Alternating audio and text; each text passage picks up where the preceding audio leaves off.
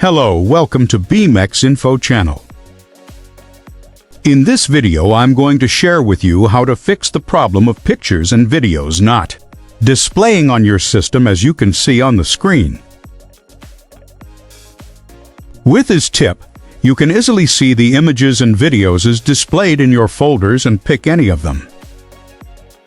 The only thing you owe us is to subscribe and support our channel.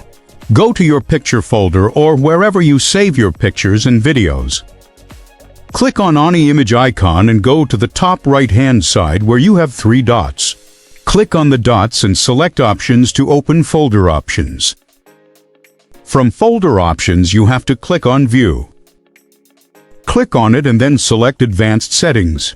Advanced Settings. And from here you have to uncheck the box that says Show Icons and Never Thumbnails.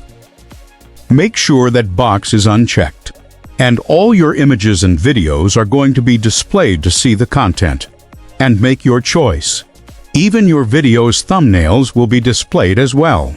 Just uncheck the first box there that says Never Show Icons and have a good view of all the images and video thumbnails all at once.